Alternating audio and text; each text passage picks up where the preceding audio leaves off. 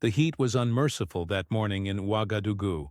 The thermometer already showed 100 degrees before 10 o'clock, and the cloudless sky promised even higher temperatures throughout the day. For the residents of Burkina Faso's capital, this was just another typical day during the dry season. But for President Ibrahim Traoré, it represented a rare moment away from the diplomatic complexities and military decisions that had dominated his schedule since taking power 2 years earlier. The presidential motorcade moved slowly through the dusty streets of the Rimkieta neighborhood. Children ran alongside the official vehicles, waving enthusiastically at the sight of the national flag mounted on the hood of the main SUV. Elite soldiers from the Presidential Guard watched attentively, their eyes hidden behind dark sunglasses, hands firmly resting on their rifles. 5 minutes until we arrive, Captain, the driver informed, referring to Traoré by the military rank he held before assuming the presidency, a title many continued to use out of respect for his journey as an officer. Traoré nodded silently, his eyes fixed on a document he was reviewing for the third time that morning. The report detailed the state of national education. Schools closed due to jihadist insurgency in the north, teachers demotivated by low salaries, deteriorating infrastructure. Numbers and statistics representing the compromised future of an entire generation of Burkinabe children. The visit to Thomas Sankara Primary School wasn't originally on his schedule. It was a last-minute decision, motivated by a comment made by the Minister of Education during a cabinet meeting. This school in particular has achieved remarkable results, even with minimal resources. Traoré, always attentive to examples of national resilience, had determined that he wanted to see the place personally, to understand how a school in one of the capital's poorest neighborhoods managed to thrive against all odds. The motorcade finally stopped in front of a modest complex of green and white painted buildings. Unlike most public schools in the city, the grounds were impeccably clean, with small beds of drought-resistant plants carefully maintained along the main path. As soon as Traoré emerged from the vehicle, he was greeted by a small delegation. The school principal, 2 senior teachers, and representatives from the Parents' Association. Their faces showed the mixture of pride and nervousness that usually accompanied unexpected official visits. "Welcome to our humble institution, Mr. President," greeted the principal, Amadou Diallo, a middle-aged man with dignified posture and kind eyes behind metal-framed glasses. "It's an unexpected honor to receive you." "The privilege is mine," Traoré replied, firmly shaking the extended hand. "I've heard about the exemplary work you do here, especially considering the budgetary limitations." As the group made their way into the school, hundreds of children lined up neatly in the corridors, wearing simple but immaculately clean uniforms. Their curious gazes followed the young president. At 35, Traoré was significantly younger than most leaders who preceded him, a fact that made him an object of special fascination for the students. "We normally have 648 students," the principal explained as they walked, "but with the flow of internally displaced people from the northern region, we now accommodate more than 800. Many of these children have lost months or years of education due to the violence." Traoré carefully observed every detail. Overcrowded classrooms but meticulously organized, carefully preserved textbooks, clearly used by several generations of students, worn blackboards, but impeccably clean. "How do you maintain this level of organization with such limited resources?" he asked, genuinely intrigued. The principal smiled discreetly. "Sankara taught us that revolution begins with education and discipline. We don't have much, but what we have, we use with absolute respect and efficiency. Every student, every parent, every teacher understands that we are collectively responsible for our future." The reference to Thomas Sankara, the revolutionary president assassinated in 1987, whose Pan-Africanist and anti-imperialist ideals had inspired Traoré's own coup, did not go unnoticed. Upon reaching the central courtyard, a surprise awaited. Hundreds of children had gathered in formation, prepared for a special presentation.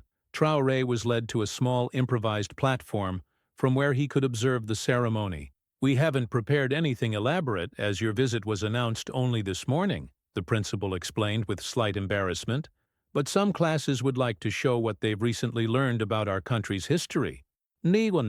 Traoré nodded, touched by the sincerity of the moment. When the microphone was placed in front of him, he hesitated briefly before speaking.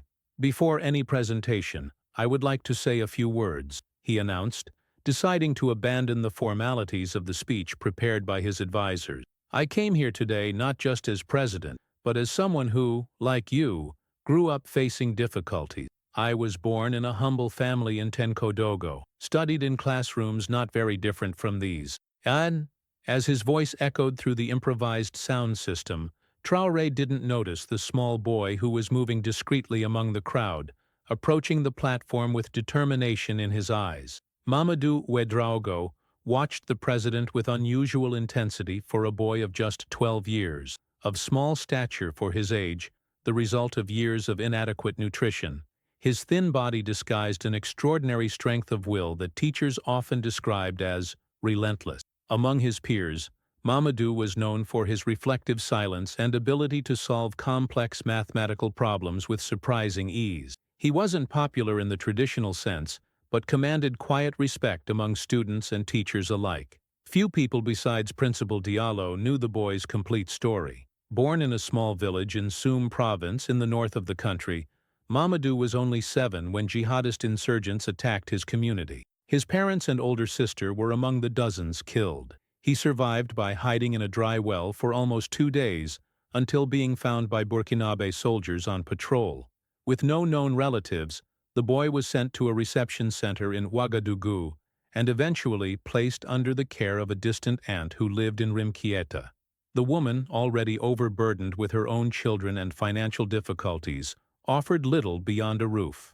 Mamadou's true refuge had become the Thomas Sankara School, where he found not just education, but purpose. That morning, upon learning of the presidential visit, Mamadou had been unusually agitated. During the first class, his teacher caught him looking out the window several times toward the main gate, waiting for the arrival of the motorcade. When the official vehicles finally stopped in front of the school, the boy became almost feverish with anticipation. "Are you okay, Mamadou?" his teacher had asked, concerned about his atypical behavior. "Yes, ma'am," he had answered simply, his eyes never leaving the figure of the president descending from the car. Now, as Traoré spoke about his own humble childhood, Mamadou moved determinedly among surprised classmates. He had waited 2 years for this moment, since hearing on his aunt's small radio about the military coup that had brought Traoré to power. "I came here to see your progress, but also to hear from you," the president continued, "to understand directly from our youth what your hopes, your dreams, the challenges that—" "Mr. President," Mamadou's clear, firm voice cut through Traoré's speech, causing instant shock among teachers and security personnel. The boy had managed to circumvent the security barrier and was now just a few meters from the platform, his small figure standing with surprising dignity. A deafening silence fell over the courtyard. The presidential bodyguards instinctively moved to intercept the boy, hands reaching for their weapons, but Traoré quickly raised his hand, signaling them to stop. "Let him speak," he ordered, observing the boy with genuine curiosity. Principal Diallo approached nervously. "1,000 apologies, Mr. President. This is Mamadou, one of our best students. He's normally not—" "It's all right," Traoré interrupted with a reassuring gesture. Turning to the boy, he asked in a calm voice, "What would you like to say, young man?" Mamadou took a deep breath. Unlike the nervousness that would be expected, his voice sounded clear and firm when he finally spoke. "Mr. President, I need to ask you a question that I've been carrying for a long time. A question that many children like me have, but cannot ask." Traoré nodded, encouraging him to continue. "When the armed men killed my family in Soum, the commander said soldiers would come to protect us. That was 5 years ago. Many villages are still waiting." The boy paused, his eyes never leaving the president. "My question is simple. When you say we come first, that children are the future of the nation, does that include children from the north?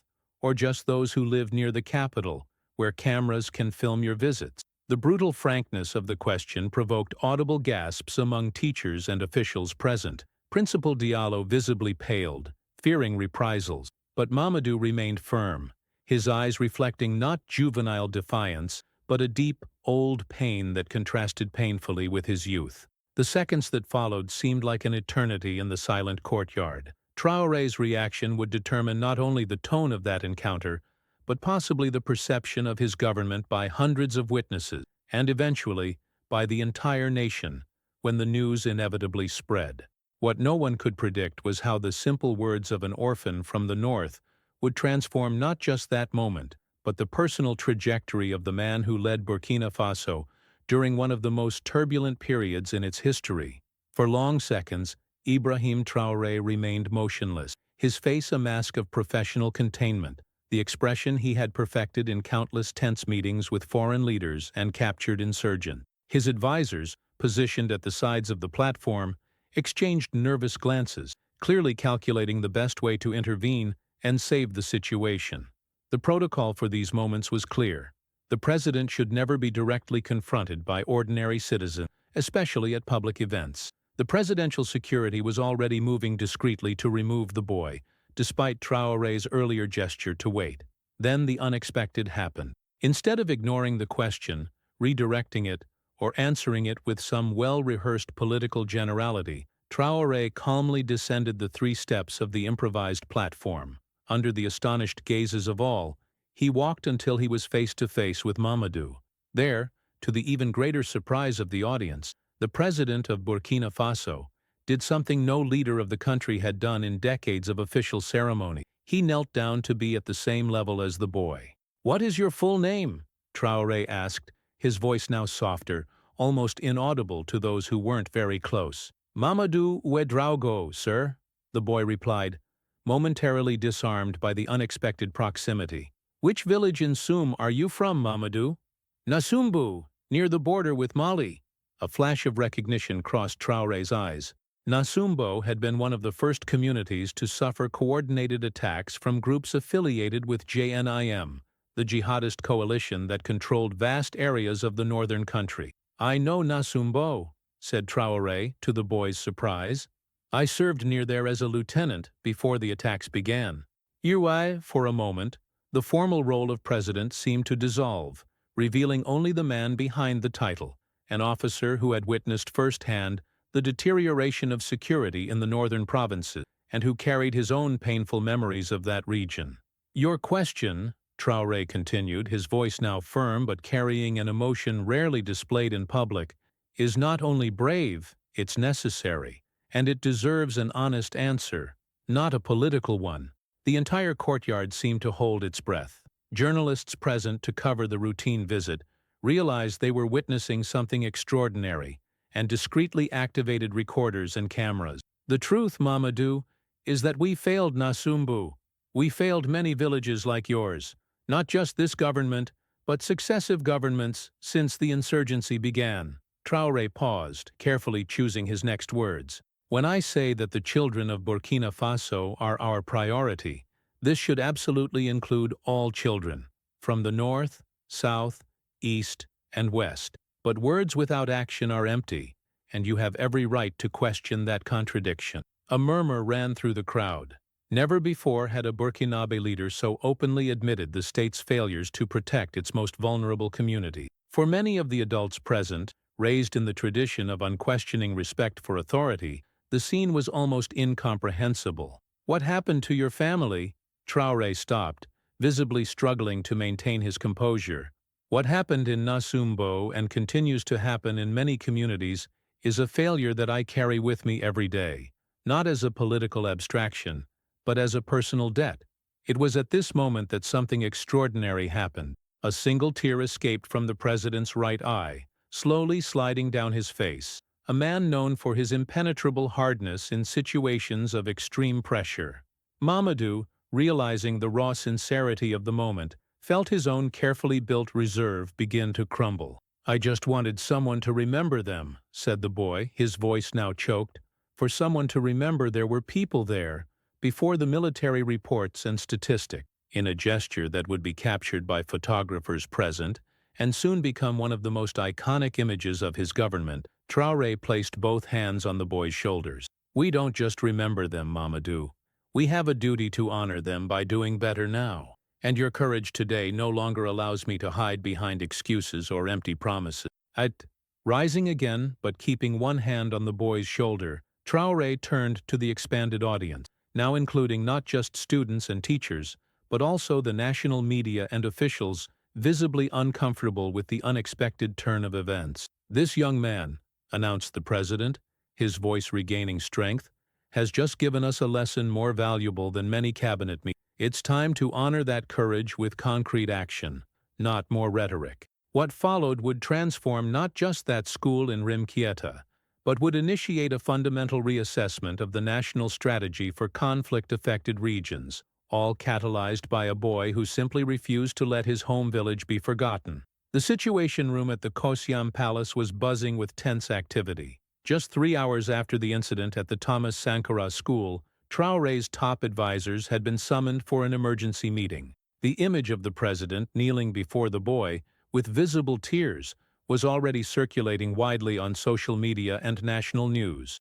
"We need to control the narrative," insisted Moussa Diallo, the experienced Minister of Communications. "We can frame this as a planned humanitarian gesture, part of a new campaign of proximity to the people." Beside him, the Chief of Staff shook his head. "Impossible. Too many journalists witnessed everything." The spontaneity of the moment is precisely what makes it so impactful. The word he had avoided using was problematic. For many in the inner circle, the public display of emotion represented a potential weakness that political adversaries and international partners could exploit. Burkina Faso was in delicate negotiations with Russia and China after expelling French forces, a move that required projection of strength, not vulnerability. The door to the room opened abruptly and Traoré entered, surprising everyone with his early arrival. Normally punctual to the point of obsession, the president had requested 30 minutes of isolation in his personal office before the meeting, time he had apparently decided to cut short. "Gentlemen," he said without preamble as everyone respectfully stood, "I presume you're already discussing how to minimize the incident this morning." The discomfort in the room was palpable. "Mr. President," the defense minister cautiously began, "we're just evaluating different approaches to damage control," Traoré dryly completed. "But there will be no damage control, because there was no damage." He walked to the large central table where a detailed map of Burkina Faso was permanently displayed. His fingers traced the northern region, stopping at Soum province. "What happened today was necessary," he continued, his voice regaining its usual firmness, "not because of the emotional moment that so many seem fixated on, but because of the fundamental reminder that boy gave us." Taking a marker, Traoré circled several areas on the map. Nasumbu, Digel, Baraboulé, Djibo. "We know these names from intelligence reports, from attack statistics, but we forget they are real communities, with real people, not just coordinates on a strategic map." The silence in the room was absolute as the president continued. "We spend 6 times more resources protecting mining facilities than civilian communities on the northern border. We've signed security agreements with Moscow that prioritize training special forces to protect state interests, while villages like Nasumbo remain vulnerable." He set down the marker with a decisive gesture. "This ends today." The defense minister nervously cleared his throat. "Mr. President, significant redirection of resources would require renegotiation of our international agreements. The Russians will answer to me, not the other way around," Traoré interrupted with renewed authority. "We are partners, not subordinates. It's time everyone understands that." Turning to his chief of staff, Traoré issued a series of rapid orders, an immediate task force to develop a new protection plan for vulnerable rural communities, the request for the complete history of Mamadou Ouedraogo and other displaced children from Nasumbu, and most surprisingly, preparation for a presidential visit to the northern region within 72 hours. "A visit to the north?" repeated the security chief, visibly alarmed. "Sir, the risk would be extraordinary. That region hasn't received high-ranking officials for years due to insurgent activity." "Precisely why we must go," Traoré replied. "How do we expect our citizens to trust our promises if we aren't willing to face the same risks they face daily?" As the meeting progressed, a very different scene was unfolding at the Thomas Sankara School. Principal Diallo had been flooded with calls from national and international journalists, all requesting interviews with Mamadou.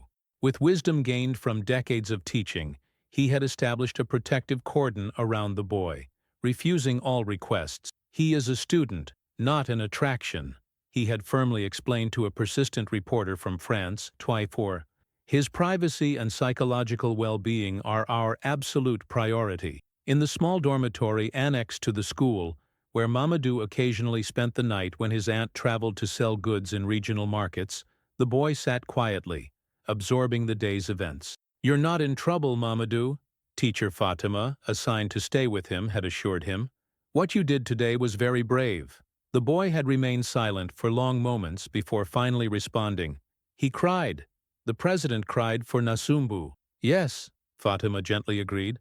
"Sometimes even the most powerful need to be reminded of what truly matters." Do you think he'll really do something?" asked Mamadou, his voice betraying the mixture of hope and skepticism that characterized many survivors from conflict regions. Before Fatima could answer, a knock on the door interrupted the conversation. Principal Diallo entered, his expression an unusual mixture of concern and excitement. "Mamadou," he said carefully, "I've received a communication from the presidential office. Captain Traoré would like to invite you to a meeting tomorrow. Not only that," he hesitated briefly, "he requests your presence as a special advisor on an official visit to Djibo, near your home village, in the coming days." The boy's eyes widened with disbelief. "He wants to take me to the north?" "Only if you wish to go," the principal quickly clarified. "The decision is entirely yours, and no one will be disappointed if you prefer not to participate." Mamadou stared at his own hands for several seconds, as if he could find the answer in them. When he finally looked up, there was a determination in his eyes that reminded one of the same strength displayed earlier that day, before the leader of his country. "If he's really going back to Somme," the boy said simply, "then I need to be there to show the places that need to be remembered." At that same moment, in the Kosiam Palace, Traoré was alone in his office, studying a photograph of Nasumbu before the attacks, a simple but vibrant village, with children playing in the dusty streets. The contrast with current reports from the region was devastating. The tear that had escaped in front of Mamadou had not been just out of empathy for the boy, but from the recognition of a painful truth. The distance between promises made in the corridors of power and the reality lived at the forgotten borders of the country. And now, moved by the direct words of a 12-year-old orphan, the president of Burkina Faso was preparing to confront that reality personally, with consequences that no one, not even his closest advisors, could predict. The Russian-made Mi-17 military helicopter soared over the semi-arid landscape of northern Burkina Faso. From the interior, Mamadou watched the familiar terrain gradually transform as they approached Soum province. The vegetation thinned out, giving way to swathes of reddish earth dotted with hardy shrubs, the Sahel frontier, where the country faced its greatest security challenge. Beside him, Ibrahim Traoré studied a tactical map. The decision to visit the region had sparked a political storm in Ouagadougou.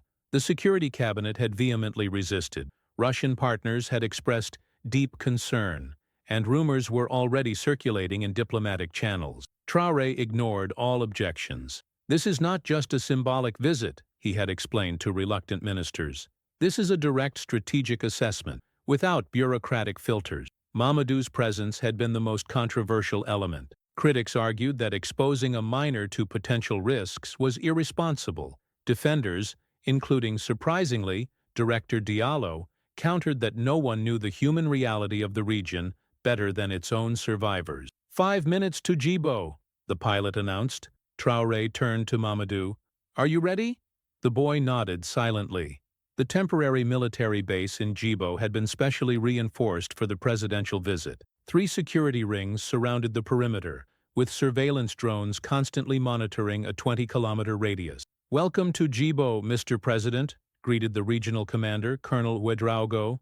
"The situation has stabilized, but we strongly recommend limiting the visit to military installations only." "Colonel," the president replied calmly, "we came here precisely to see beyond the military installation." "Nasumbu," Mamadou interrupted, speaking for the first time since takeoff. "We need to go to Nasumbu." The officer gave Traoré a questioning look, who nodded.